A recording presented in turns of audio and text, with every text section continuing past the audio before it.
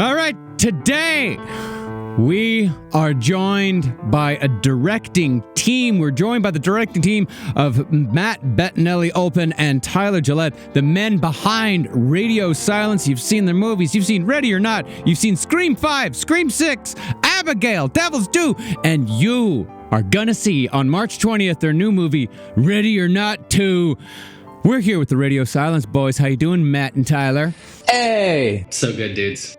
Yes. So Very extremely excited to be here. I know we said this earlier, but like, my God, this is... Now you have to say it when everyone else can listen. Yes. Preamble. Yes. So what makes you fans of us? How long you got? Where do we begin? Yeah, where do we begin? You know, when we used to do our own shorts, I'm not even kidding, and we used to do shorts and we'd drive up to like Lone Pine, we would listen to your guys' episodes the whole way. Really? Yeah. Oh, yeah. Well, all so the time. Yeah. and then I can comfortably ask, because we talked about this, we want to keep this light, we want to keep this fun, but would you feel that your entrance into the major Hollywood system has given you information that you're trying to disseminate through your pop culture films in a way that we would find entertaining and not frightening due to the truth of the information that you hold? Yes, they're warnings. Yeah, we're just fully training the message. You're gonna get us killed. Are you excited that there's two of you? That way, if one of you mysteriously has a heart attack after this comes out, they can't do it to both of you. Yes, we will. The Radio Silence legacy will continue on. Honestly, It's a long game. We've been planning. if there was a way for the government to leave your bodies, how would you want that? Like, honestly, how would you choose the government to kill you both? Oh, man. I want to be found in like a fountain at a shopping mall, like a busy shopping mall. Okay. I think would be great. No, we can make that happen. Yeah, no problem. We can have you. You can fall through the skylight to make sure that it's like fun. At the busiest time of the holiday season. Yes. You fall through the skylight and into Impaled into the middle fountain. Yes. yeah, and of course the little girl must scream. Yeah. Matt, how do you want to die? By the government. By the government. Oh boy, geez. Could it be one of those things where it's like there's a bunch of versions of it, so there's a bunch of conspiracy theories, and it becomes one of those "is he dead" things? You're poisoned. You're shot. You're hung from the ceiling. Yes. You're electrocuted. Yeah. Yes. In like different countries, and so there's a bunch of mystery. His suicide note was just the letter Y. Yes. And just know, I will make Just a thumbs up. I will make sure your penis is preserved in formaldehyde for the rest of time. I didn't want to ask, but The Moody Museum's already on the line. Yeah. It's great. We're going to have it there for you. They're desperate for cock. So let me ask you guys, why do you hate the rich so much? Yeah. Because obviously I'm looking at your homes know, and it's you weird. ain't it. You ain't it. Yeah, on Just jealousy. On the sort of desperate climb to reach that, it's very odd how critical we are of it, right?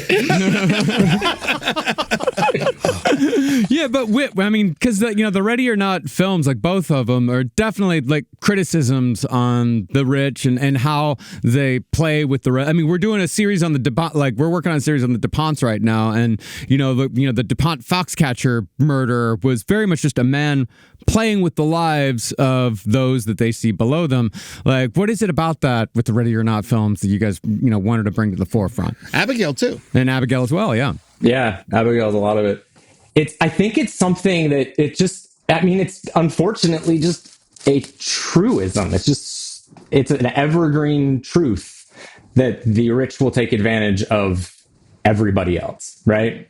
At the end of the day. Yeah. And I think... Yeah, and that a long enough timeline, if you've achieved that level of success, there's no way that you've avoided exploiting somebody or something on the path to that. It's just not, that's just how the world operates, unfortunately. Yeah. So you have no grace for good billionaires. Who are the good billionaires? Are there good billionaires? Do you not have any empathy for billionaires? Do you think of how much pressure it is? Give it all away. Yeah, the ones that give it all away. I mean, come on. Did you see how concerned Bill Gates was about his wife's STA? He was STI? super Yes, I saw that. Oh my God. But how much money has Mackenzie Scott given away now? What's the current? That's Bezos' ex-wife? I think 70 billion. She must have so much fun throwing his money into every single place, but like that must be a so blast. satisfying. Yeah, she's just like this is 1 billion to keep men bald. This is what The anti-Viagra donations. Has the last podcast got any of that Mackenzie Scott dough? Has she kicked any of it your way, guys? Or are you just, we haven't, have we? Obviously, you could see I had my tits enhanced. Obviously, all of this body is reconstructed. This is no way. No one would choose this naturally. This doesn't happen naturally. So, yeah. It is interesting to see in horror movies how it mirrors society a lot of times. And I feel like you guys are really hitting that nail on the head. Did you grow up wealthy? How do you know so much about these societies? You know, it's funny. I actually had a brush with it when I was a teenager. One of my really good friends who I was in a band with for a lot of years was Daniel Steele's son. And it was a very funny, I was like in a punk band, just a bunch of scrappy kids. And then our singer was Daniel Steele's son. And, you know, and he was a lovely, wonderful person who was like one of my best friends. But it was a weird toe dip into, I live in Oakland. I'm up at my parents' house actually right now. And he lived in San Francisco. And it was a weird toe dip into this entire other world that, you know, I don't think most of us are familiar with. Daniel Steele, the author? The author. Yeah. Do you think that? Yeah, her son was this guy Nick, and he was wonderful, and he was really conflicted about it. Right? It was really complicated. Yeah, relationship with his wealth, and we didn't know that he was her. He joined the band. We were kids. I mean, we were like teenagers, and he joined the band. I think when we were like maybe 16 or something, and it was at least probably. I mean, it felt like forever as a kid, but it was probably like 6 months before we even knew that his mom was Danielle Steele. But there were like weird tells where like someone would drop him off at practice and there was like a car phone. This is like in the 90s. Yeah. So it was like, what? You have a car phone? Do you feel like it gave him extra room to just be something extra and something special that it was harder for somebody like you? What's weird, I mean, again, I could go on about this forever because he's probably one of the most charismatic, talented people I ever knew. And he had this like real, there's a duality that was obvious all the time where he had this life that was different than the life that we all kind of lived with him. I mean, we just did it like normal, like in a van with a bunch of guys sleeping on floors. And then he'd come home and he had a different life. But he was, it's like we were saying a second ago, he was always very conflicted about it. And he was kind of embarrassed in the way that a teenager is embarrassed about anything that they're not comfortable with around their friends. Yeah, I don't know if that answers the question, but yeah, it was weird. I'm just going down memory lane now. No, I mean, no. This is a great No Dogs in Space moment where we get to have that little trivia of the lead singer of Blink 80 was Daniel Steele's son. That's incredible. I didn't know that because you guys were the first band signed to Asian Man Records, right? That's right. Yeah. That's right. Yeah. Yeah. You got a little bit of punk past. So like in that, have you ever thought about like using that punk past to kind of make a like green room style, like punk horror movie? I mean, we've talked about it a lot, right, Tyler? Like there's been a lot of, it's such a fucking rad subculture and a world to live in, especially in the 90s. It was so like special. And at least it felt like that to me at the time. But you're always, the entire experience is you're going to like the worst places with like the scariest people who you've never met before. And then you're like, let's play songs and run into each other and jump on each other for a few hours. And then go to somebody's random house in the backwoods somewhere to do whatever shit we're going to get into. Every turn in that feels like there's an on-ramp to some great movie. Yeah. But that sort of band past, I mean, that's very much built into like just how, the two of us work. Like we were a band of 5 when we started out, and and now we're just a sort of shitty old duet, but like acoustic guitars. Just like, Normally it's the opposite. Normally they start as a hot duet, and then all of a sudden there's like a horn section. No, but yeah, we started with the horn section, and now we're down to like some ukuleles. But like, it's how we run everything, like we're just, we show up on set and we want everyone to just play their instrument as loud as possible. And I mean, it's very, very similar in its process to just playing with your buds. Yeah. Do you ever look at directors who direct movies alone and think that they're chumps who work too hard? Yes. Yes. I mean, so many friends, like they're just on an island alone with their anxiety. Fuck that, man. Yeah, our buds who are directors, we talk to them about it, and there's a very consistent from everything. Like, oh wait, one of you can just go like to the bathroom during the day without the entire crew knowing. Yeah, it's not like I got eyes on Tyler. He's going into the bathroom. It's just hey man, I'll be right back. To the moment to moment thing of like, hey, this isn't working. How do we get through this? And it's so nice to not be stuck in some world where you have to believe you have all the answers and they have to be perfect. To have that relationship where we can just be like, I don't think this is working. What do we do? And in the moment, like a sport or like a band, just kind of get through it together. It makes all the difference. Dialogue about it. Yeah. And it probably also helped to spread the success and failure to two. You know what I mean? Like, because then it can't be. Because I'm certain that you walk away, and you have a massive success. One of you walks away and is like, "Thank God he has me." Yeah. One of our favorite things to do is to go on Amazon and read, like, for something that we've made, and read the worst reviews. That's no fun to do by yourself. It's only fun if you can like screen grab it and send it to your friend. Oh, is there one that like really stands out in your mind that like that was very clever? Oh shit! I mean, we can pull some up and read them. We can do a Don't give him any fucking credit. Don't fucking give him an inch. Do you guys ever commiserate with the Filippo brothers? Do you know them at all? You ever talk about being directing duos? No, we've never. Yeah, haven't met them. It's a small group of people. When the DJ occasionally puts on these events, and all the co-directors end up sitting at the same table, and it's a small. It's the kids' table. It's the outcast table. Yeah, and we're all looked down on by the rest of the DGA. It's like Phil and Phil Lord and Chris Miller. I mean, like good fucking like great people, great directors, but we're all the step kids. Do you think that's what happened to the Coen brothers? Is they were so sick of that fucking table? Yeah, they were never at our table, weirdly enough. Can we get them at separate tables just to get them back together? They do the president of the DGA one year did come up to us at our table, and I remember it was like Akiva and Yorma from Lonely Island and us, and I think Chris and Phil, but they straight up said, so it's like a half a brain each. How does this work? You're like, why do you need each other? We're both going to attack you. That's how it works. Yeah, exactly. Yeah, totally. I like that. And the others attacking from behind. I have a technical question. Because Ready or Not, Abigail, a lot of it has really, really intense, awesome action pieces, which I think are probably the hardest thing in like stunt action things are probably one of the hardest things you shoot, right? When you're going through this, when you are building these things out, how specific are you in the script versus it changing as you go on the day? Like all of the things that Samara Weaving goes through in Ready or Not, is all of that fully scripted, or are you also playing things by ear and changing things as you go?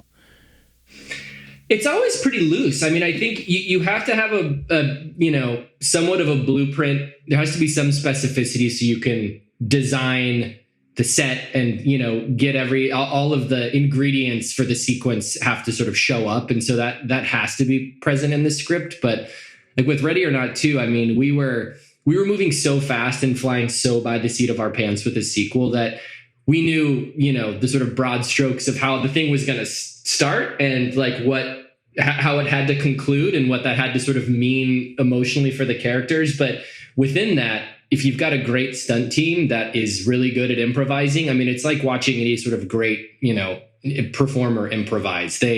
You sort of look at the set and what you have, and we've got these things are all breakaway, and the brainstorm in the moment of, well, shit, let's throw this person through this, and it's one of the most fun things because it is so alive.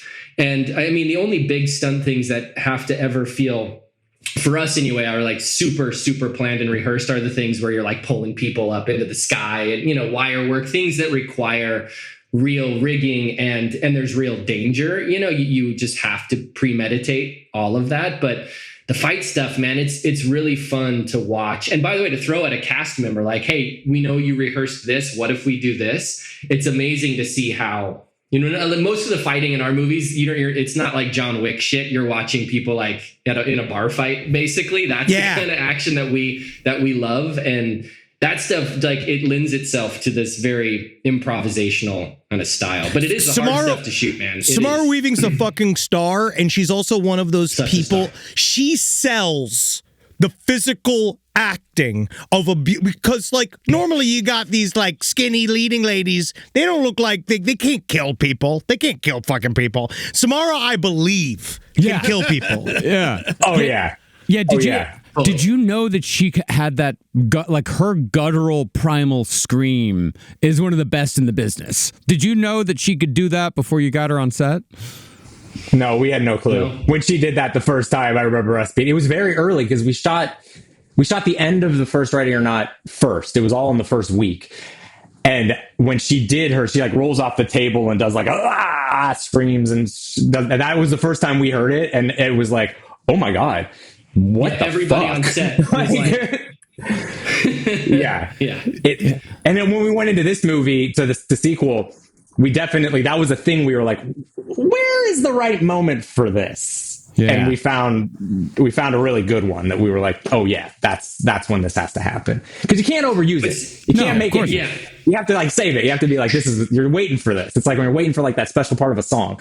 But Sam's a unicorn. I think one of her superpowers is like, she is one of the most beautiful human beings you'll ever see, but there's zero vanity in the way that she approaches like every moment of her life. She's so gross and silly and isn't afraid to like fuck up and be weird. And, she's fearless and you need that for that character very specifically. You're saying so in other words, she's Australian. Yeah.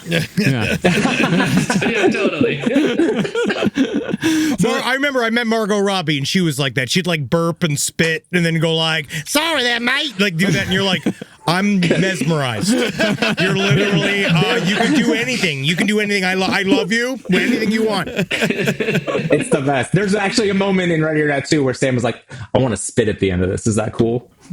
We were like, absolutely. Please do. Please hawk a big loogie.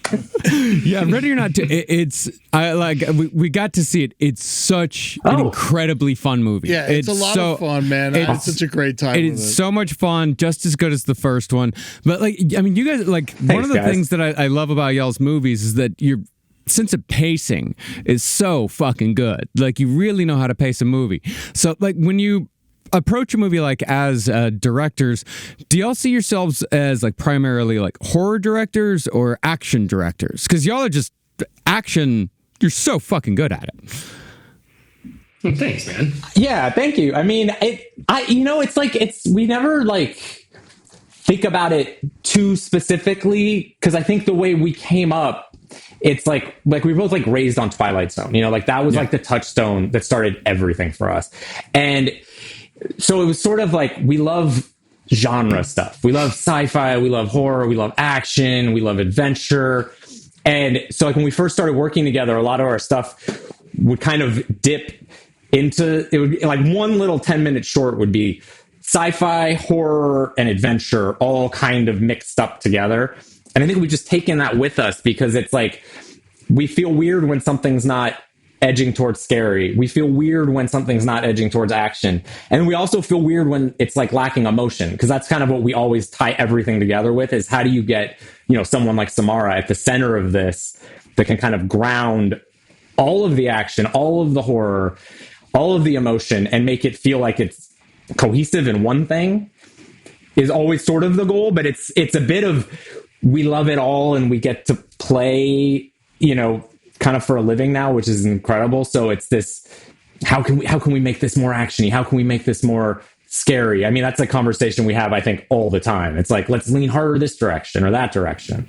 Yeah, and it's so fun to like have a grab bag of tricks, right? Like and tropes to play with. All of those little subgenres, they have little dials that you can turn at different moments. And so it just means you have so many tools at your disposal to, at the end of the day, like surprise the audience. And that's the movies that we grew up on did that so effortlessly. And it feels like, we could go on and on about like how the business and distribution has changed and how niche things have become because of streaming. Like we loved Terminator and Aliens and like those movies that felt like they could do all of these things and it all felt so effortless. And it was because, these were big ideas that were being made for huge audiences for everybody to see instead of just one person interested in like robots sitting on their couch, in their house. And I think we have a real muscle memory for those types of movies and are really just trying to like replicate the feeling of that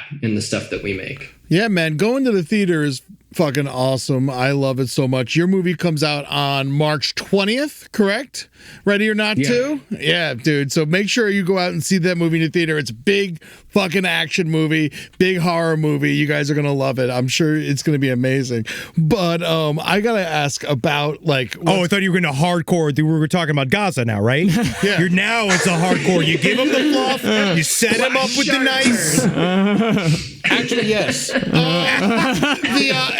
Not Gaza, but I'm excited when you see this because obviously we all want the movie theaters to survive. I go to the movies at least once a week. We want everything to be great. Now, when everything that's going on in the news right now with the files coming out, are you looking at this and be like, we can't buy this type of publicity?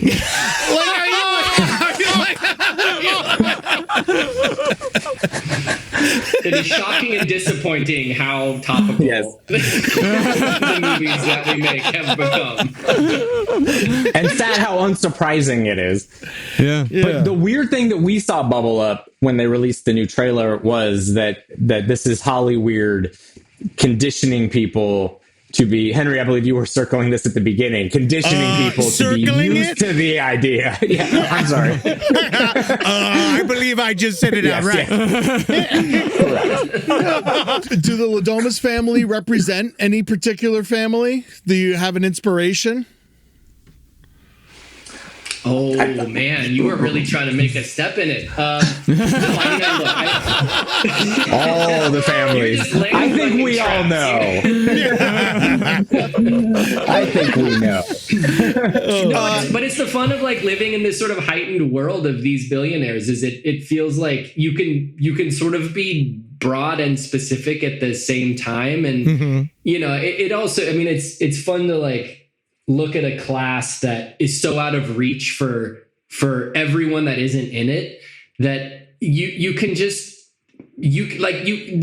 dream up the wackiest thing and it's probably not that wacky. And I think that was really the compass, like the sort of guiding light for us on both of these movies was, well, fuck, we don't know. Like, what's the craziest rich people shit you could think of? And, just bummed that some of it is real. Some of it's real. Yeah. Dude, when you go into these executives' offices, this is one of my favorite phenomena in this whole new awareness that we're getting as a country right now, I guess, which is you get to go into these very, very powerful people's rooms, the most elite of the entertainment industry, and you pitch these things. What are the looks on their faces? Like when you say like, so this is when they systematically murder all of the rich people. And are they just sitting there just going like, that is simply fantasy. Like, is it just, like, what a wonderful trip down a dream world that cannot happen. Like, do you think that, like, how do they react in those rooms, like, in being in that world? I think we're surprised at how much everybody's always into it. It always feels like I think there's enough self-awareness, and a willingness to kind of to hold up a mirror and because they better. I mean, I felt that way when I watched the Hunt that came out recently, and like how it showed like bloodthirsty Democrats, and I was like, this is a lot of fun. Sure, I had a great time with this, and so I'm enjoying this. But you guys really, not only do you focus on the rich, you focus on Satan. Yes, and so Satan is a big part of your thing. It's Satanism. Are you all Satanists? Do you dabble? I was raised Catholic. No longer Catholic. You're halfway there, buddy. You're halfway there, buddy. I was raised Catholic too, man. You're halfway there. Don't notice that I didn't. I don't think that I didn't notice that you slipped the satanic version of Hallelujah into Ready or Not. I heard it. I was gonna ask, what did you guys pick up on? Because this one, there's a lot of in this. It was funny. There was a lot of conversations when we were going in like pre-production where we went back and we looked at. There's this thing that the studios do where they do a toe dip with critics, and so before the movie's even finished, they show like a dozen critics, and then they tell you how shitty your movie is. It's the worst. And they tell you how it's shitty, and then you're just kind of bummed for a few weeks until you totally forget about it, which has happened on both of these movies. And we went back when we were making this and looked at what the critics said about the first movie, and like the number one headline was, all the Satan stuff is awful and horrible and needs to go. Maybe don't say Satan so much. What? Yeah. And it was for us, we were like, well, they're going to hate this next one because it goes a whole lot harder with all that. So much harder. It goes so fucking hard with the Satanism. And I love that. That's what I love so much about it, because I'm a huge fan. Like some of my favorite horror movies are the 70s Hammer horror films that really dig into the Satanism. Yes. Like, was this movie, like Ready or Not 2, was it inspired by movies like, Devil's Reign, To the Devil a Daughter, like where there's these cabals lurking in the background?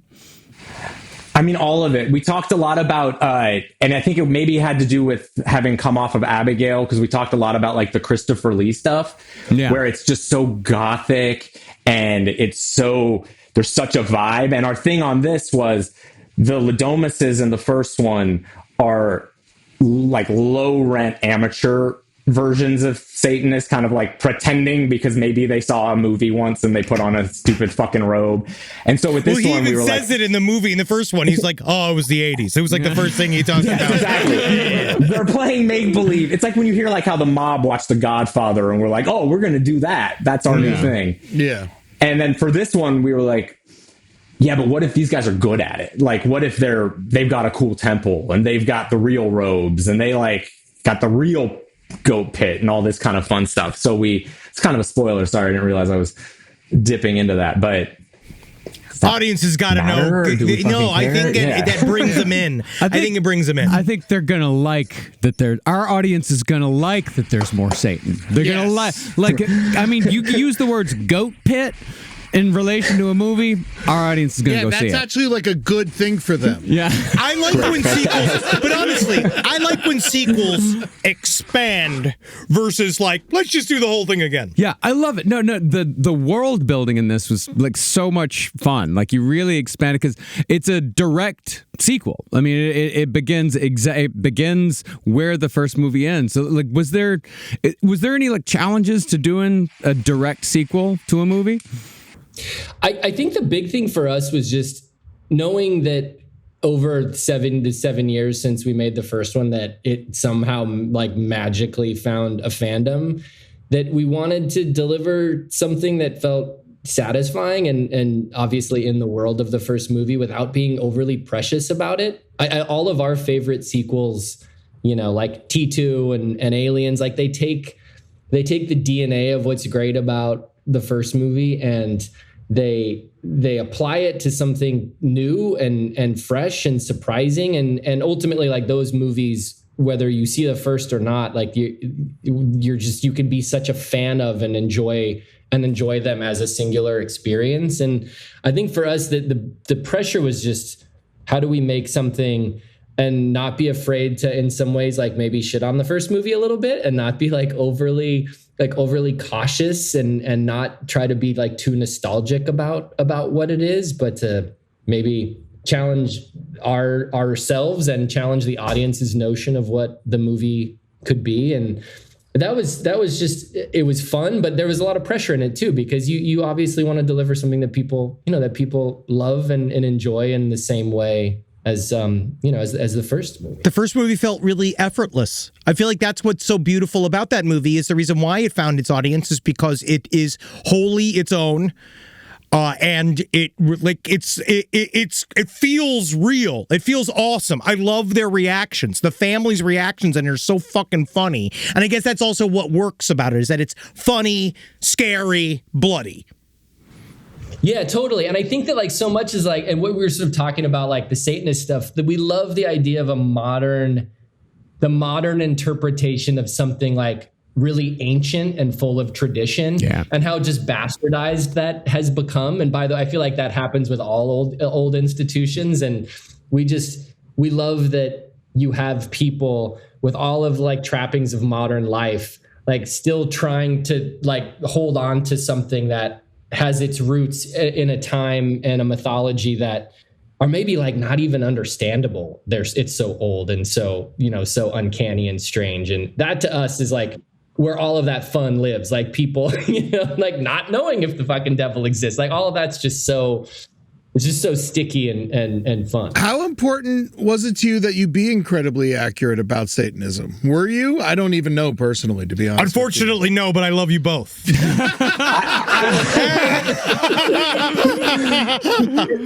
I would love to know everything that we got wrong and what we did, because really showing our asses with you, Henry. We had like there's a whole, like Elijah does a whole chant or speech, or I don't know what a sermon that you can kind of hear at the beginning of it before, and that was one that we Ryan, one of the writers, Guy and Ryan are the writers, and Ryan he's big into this stuff, and he was like, I'm gonna get you guys a nice long thing. So he wrote us out, and it was funny. We did it in ADR, and Elijah Wood was like, okay, so I'm just reading this. What, I hope I'm not like, this is not some incantation. Like, what is this entire paragraph? No, it's easy to write stuff that sounds like it. You know what's funny is that in my mind, when I look at those types of ritual sequences, whenever it throws to Satan, it's like, I think it's good for the audience to understand, because I think most people, the audience doesn't fully understand Satanism as a whole and all that. Like, so it's like fine, but it's like, to me, I always want to see a specific demon. That is like literally my actual like nitpick with every one of these, which is I want a specific demon and a specific ritual for a specific demon. Otherwise, I'm good to go. Who is Belial? Belial's one of Satan's guys. Labale. Yeah, well, it's Labale. It's based on Belial. Yeah, Belial. You know better than us. Satan? Henry? Right? No, he's one of the guys. He's a figure representing ultimate wickedness. No, I've just always think of the guy in the basket. Yes! Yeah, that's where I always go to. Because you know what it is that in Satanism, they replaced blood sacrifices with sex sacrifices. So the idea is that eventually Anton LaVey was trying to say, no, we don't sacrifice animals, we come. That's what to mimic the spurt of energy from the neck of an animal. Like, essentially, that's what you're doing. You are recreating the creative burst of life that is a flow of blood from a freshly opened vein, but you are transmuting it with your powerful seed. Yeah. Did you know your movie was about that? Yeah. And my question is now is for Ready or Not 3. For Ready or Not 3, are you going to have people explode with cum instead of blood? Yes. And just have cum explosions? I think you just unlocked how we up the ante here. Yeah. You know how they said that they pitched Aliens, where James Cameron went in the room and he wrote Alien and then he wrote like a $sign after Aliens? You just write Ready or Not 3.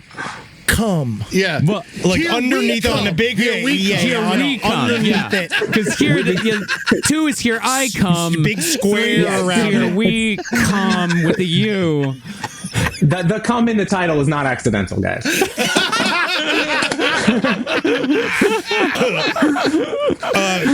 otherwise, it was great. great. I think the Satanism was great. Awesome. Fantastic. Rise from your grave.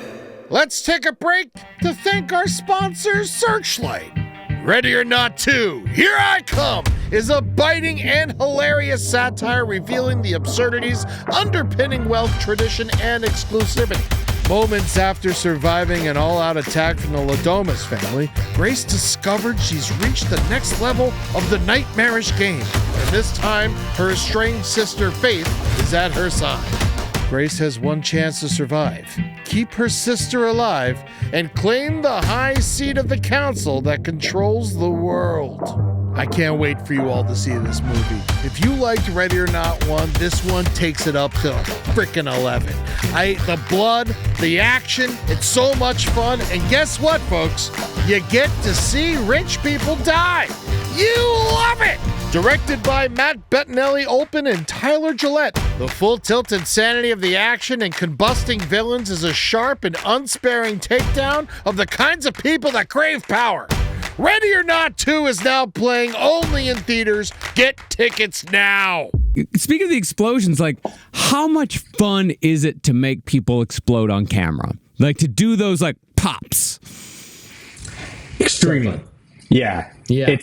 It's evolved over the course of the many people we've exploded. The first movie was like just a literal like pyrotechnics in a plastic bag full of goo, and now we've sort of moved on to safer, more reliable technology. Now our guys on this movie engineered this blood cannon that looks like a drone out of, Star Wars. It has all these holes cut in the side and these kind of fins that stick out of it. And they hook it up to a big pneumatic tank and just like fire air through this thing, fill it with blood and fire pressurized air through it. And that's awesome. I mean, there really is like a feeling of excitement on set. Those events are the reason you show up, it's like there's a countdown, and I mean everything about it just feels so grand and exciting and messy as hell. It's a blast. How hard is that to reset? Most ridiculous level. You don't reset. They're one and done. They are. Yeah.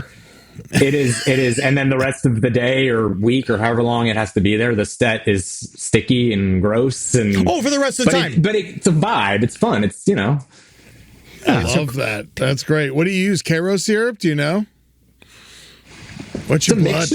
What's your blood mixture? We've used the same mix on the last few movies, and it's a mix of Karo syrup, and then they sort of thin it out for the blood cannons because you want more projection, and then the stuff that we use on the actors is just a more viscous because it stretches better. Like you get the webbing and all of that, that great effect that feels really cinematic, and so you can kind of water it down. Sometimes they put dish detergent in it, like dish soap, yes, which also can help it not break up and bubble a little bit. So there are a bunch of little tricks of the trade, and then it helps clean easier too. Mix a few times. Yeah. One question I had you on set. You had legendary director David Cronenberg as an actor.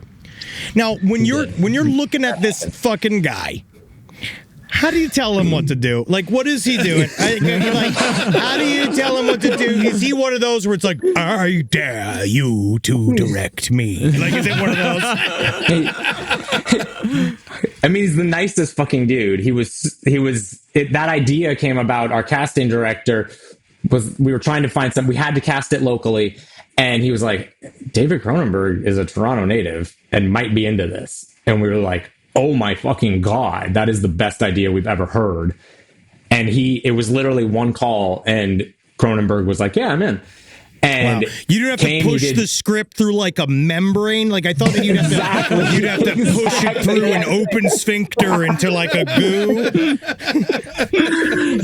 But he was so lovely though, like just the sweetest guy, and like was like, I really like the way you run the set. Like just a lovely dude. But sweetheart. Giving him any direction was, I mean, nerve-wracking. Just feel like you were starstruck the entire time. Yeah. Yeah, it was, but he couldn't have been kinder. He was like, he very much was like, you guys just tell me what you need, and of course, it's like, do the thing that you do. Just do what you do, Mr. Cronenberg. And he's like, I will haunt your dreams. Yes, of course I will haunt your dreams. You know how many different ways I can have sex with surgery? I think about it all day. Organs and blood and organs. Now, we had a little technical difficulty and we loosely talked about this, but I want to bring it back around. We love that you're doing all this action stuff and you're bringing action to the horror movies. And of course, you cast Sarah Michelle Gellar. Like, who better to like fucking do a bunch of action scenes than Buffy? Was that, I mean, we haven't seen her in a while. Was that one of your ideas? Was that a casting move? Like, who was this? This is great. My wife was so happy. Well, Sarah was she raised her hand. It was late in the process. We had been trying to cast that role, and I feel like it was like 2 weeks out. Does that sound right, Tyler? Yeah, it was too close. It was too. We were like, oh my god, how are we going to shoot this? We had a lot of. Another story, but Samara's back was basically broken leading up to shooting, and we didn't have either of the brother-sister roles cast, and so it was like, oh my god, how are we going to start this movie in 2 weeks? And then we got so lucky that somehow Sarah heard about it and said I would be way into that, and so we zoomed with her, and she was on a plane like a week later, and it couldn't have been cooler, couldn't have been like more just into everything and excited about it. And one of her first notes was, though, that her character, before she had been cast, her character's weapon was a crossbow. And she was like, this just might be a little too Buffy. And so we were like, fair. She's such a pro, though. I feel like we've had the chance to work with, a few actors that have just been doing it since they were kids. And I mean, it's insane to see somebody that's just that good at what they do. They show up, they like know exactly what the moment needs. And you nudge here and there, but for the most part, you just do a bunch of takes because you can't stop watching them be awesome. And that was Sarah every single day during the shoot. Yeah, incredible. I did. I was looking at the cast for all your movies, and I know that you guys have worked with a lot of people who have done a ton of TV, like people who were in for the OC, for Friday Night Lights, Friends, Lost, fucking Downton Abbey. You got Matthew, for fuck's sake. Yeah. The guy from the pit. He was great. Yeah, John, but do you notice, like, as a director, is there a difference between actors who have done like primarily TV and actors who have done like primarily film? Oh, that's a great question. I do feel like the TV actors always feel like they understand like the sort of run and gun pace of things in a different way, right? Like they're used to. I remember, on talking to Sean on this one, he's like, "Yeah, we show up on the set of The Pit and we're like jamming through 12 pages a day, and you land on a film set and like you're lucky to get through 5.5 without it feeling really really pinched." And so I think that they come into it with like an energy. There's this sort of like caged animal, like, fuck, we gotta like get out of the gate and run as fast as we can. And I think they love to have time to give more. And we've found that with all of the cast that has TV experience. They like show up super on book, super prepared, because that's what TV demands of them, right? That you just you gotta get it and move on. And, you gotta be locked in, and they don't like when you're slow. Yeah.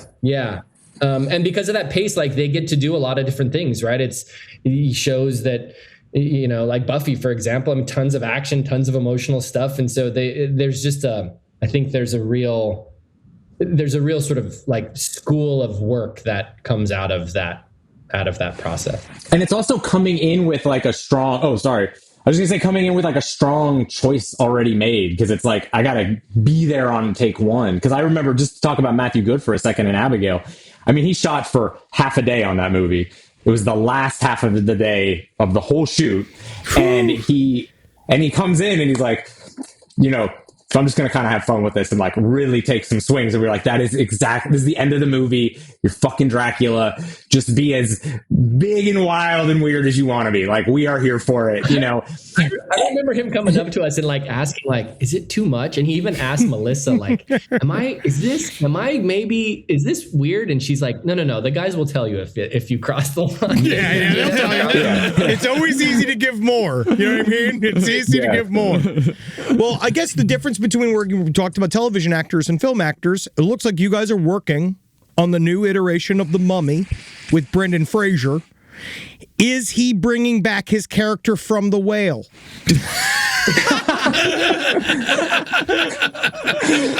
Top secret. You were saying about applying old ideas to new things. That's it. That's how we're doing it. Can you just imagine? This isn't that Mummy. There's a brand new version of the Mummy with that character. Wow, that's amazing. But honestly, how is it going into this process of, obviously you did Scream films. This is you did a reboot of IP. You've done a couple other things. This is big time old school IP. Yeah. And they're bringing out how's that? There's a ride based off of this fucking movie. Dude. Like, how do you what do you have to do with that shit? Like, do you have to go on the ride a lot? Yeah, it's based on the ride. The movie's actually based on the ride. Dude, my best part of that movie's gonna be when it goes backwards. The second half of the movie just rewinds.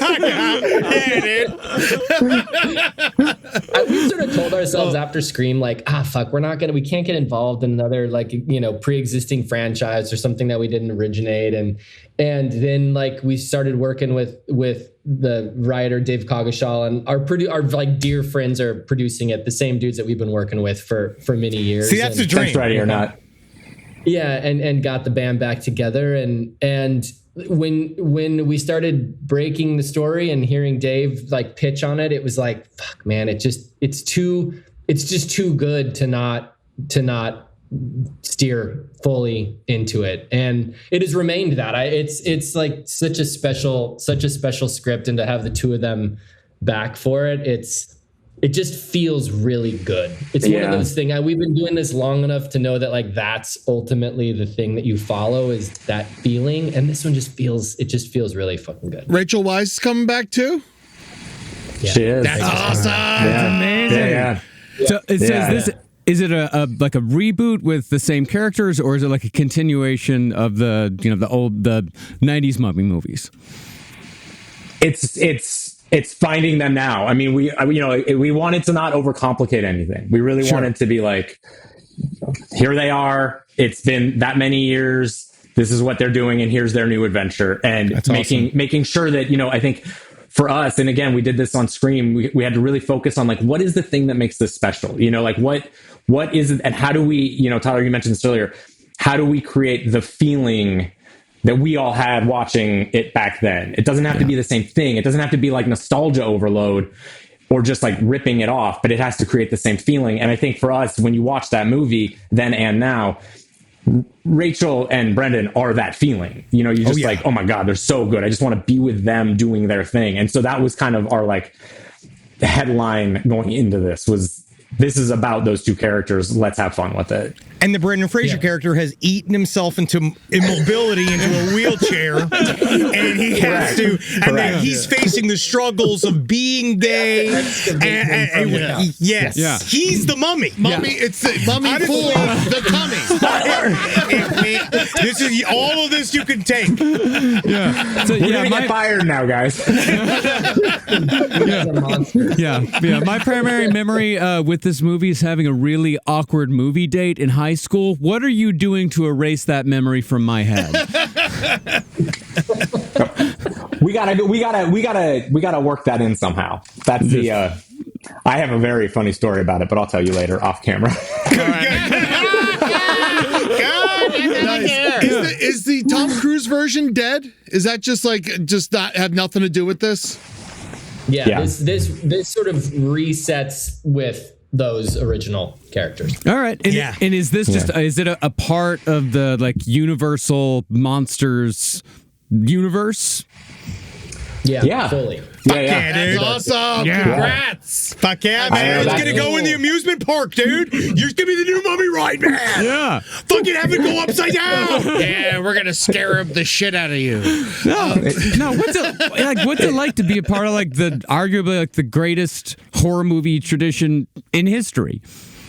I mean, it's unreal. Like, honestly, we text each other about it all the time. Where it's like just like a random text at like midnight, like, holy shit, we're making a mummy movie.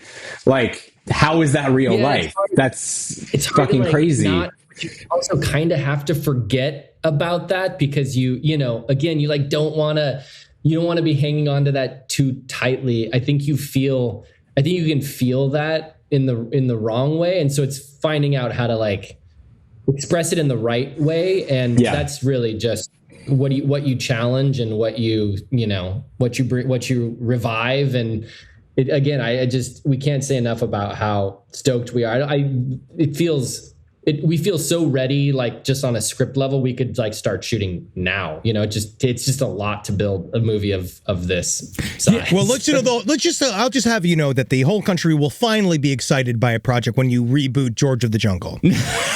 And that's really not, unfortunately, until we're talking about that, I don't know where the excitement's going to be. Actually, I love the idea of just making a bunch of sequels, Brendan Fraser sequels, Airheads, Monkey Bone, Biodome. No, dude, you can. He's not shows up as a Encino Man in Biodome, I believe. Briefly, very, very briefly, he shows up as it's more of a Pauly Shore vehicle. Encino Man is now fucking caveman lawyer. Do you guys need Pauly Shore's info? I can get it. We can call Pauly Shore for you. We can give him your address.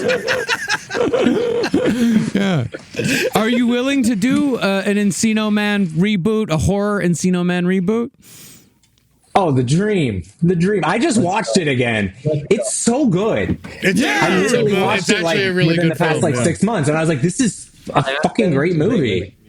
You ever seen that thing where they showed what Neanderthals would probably sound like? Where they go like, The high voice. That's what you got to do.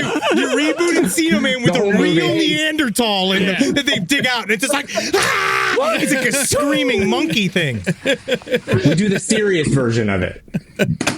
Yes, but with the screaming high-pitched 1, 2, 3, 4.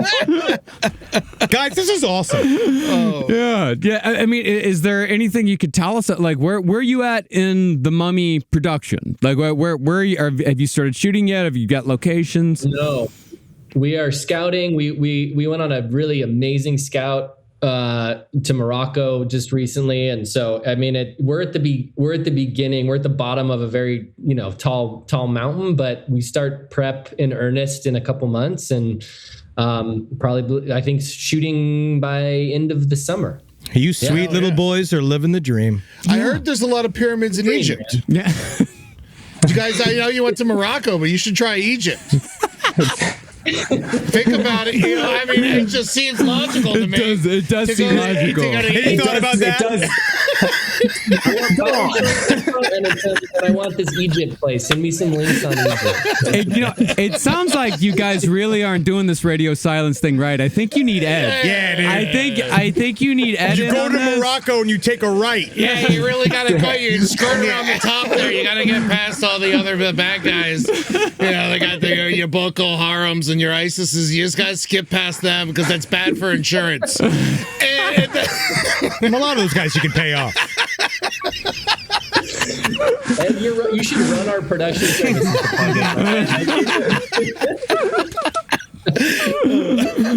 Oh my God. So, Ready or Not 2 coming out March 20th. Go see it in the theater. Seriously. You go. Here I come. It's going to be amazing. Yeah, it's such a great horror movie, such a great action movie. It's funny. It's just, if you love the first one, you're going to love the second one. And I also have to ask, like, how much fun is it to take someone like Elijah Wood and be like, you're going to be the devil's lawyer? Extremely fun. And like that was a character on the page too that was, it's a lot of exposition, right? It's a lot of like rules and talking. And we emailed Elijah and said, hey, this is super weird, very random, and it's an interesting character. He doesn't have a name. He's the lawyer. Would you have any interest in coming up to Toronto for a few months and doing this with us? And we can send you the script. And I think he emailed back like the next day. I love it, guys. I'm in. And he just made that his own. And I mean, and Avery, our costume designer, that costume he has is so, it all works together so well. And I mean, Elijah's really like a lot of the magic trick of the movie, right? Because he has to tell you everything in a way that's entertaining when it's rules. Yeah. And he's the devil's lawyer, which is he's a real G. Elijah Wood's a real motherfucker. Yeah, I like talking to him. Really one of the best. Yeah, he knows what's going on. He also knows movies. I think that's also one thing we're kind of seeing too is a lack of what you're talking about is actors that know what to do. It's because they have a wonderful understanding of film and of watching film and of. I feel like that's one thing we're sort of missing, and that's why it's more and more like we got to go to the movie theaters. We have to see these things. We have to have a set of references that's not just saying Labubu FKA Twigs over and over again. Yeah, and I think for us it's like, how do you find people that are like Elijah to do the most absurd possible thing with the most seriousness, like with absolute commitment, and that's him. He's a good guy. Fantastic. It's a wonderful movie. And I forgive him for North. Sure.